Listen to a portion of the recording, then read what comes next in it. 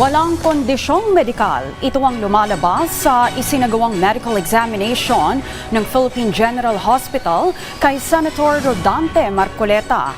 Dahil dito, ipinag-utos na ng Sandigan Bayan na ilipat ang senador sa New Quezon City Jail Male Dormitory. Si Carlo Candelaria sa sentro ng balita.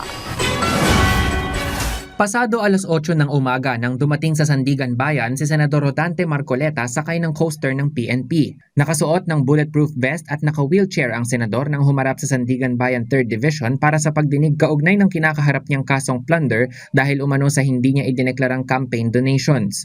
Kasama rin niyang dumalo sa hearing ang mga kapwa-akusado na sina dating Anak Kalusugan Party List Representative Mike Defensor at mga negosyanteng sina Joseph Espiritu at Aristotel Viray na mga umano'y nag-donate ng pera kay Marcoleta.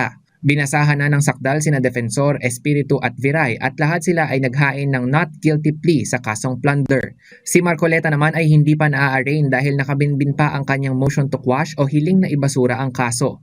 Samantala, isinailalim din sa pagdinig ang medical findings ni Marcoleta.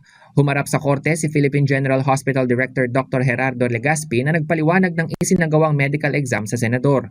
Lumalabas na walang kondisyong medikal si Marcoleta na nangangailangan ng patuloy na pagka-confine sa ospital pero inirekomendang i-isolate ang senador dahil sa kondisyon nito. Dahil dito, iniutos ng Sandigan Bayan ang paglilipat ng kustodiya ni Marcoleta patungo sa New Quezon City Jail Male Dormitory sa Payatas. Agad namang tumalima dyan ang PNP. So today, may order yung 3rd Division, no? That commitment order na si Senator Marcoleta ay dadalhin sa New Payatas, Quezon City Jail. So we will be abiding with it. I already coordinated with the chief ng Payatas City Jail na dadalhin namin ngayon. Kailangan may isolated siya, di ba? Dahil nga sa karamdaman niya.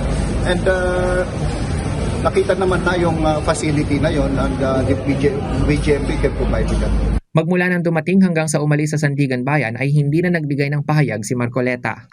Itinakda ng Sandigan Bayan 3rd Division sa August 10 ang pre-trial sa kaso ng 3 kapwa-akusado ni Senador Marcoleta. Sa ngayon, mananatili muna silang 4 sa New Quezon City Jail sa Payatas habang dinidinig ang kanilang mga kaso. Carlo Luis Candelaria para sa Bayan.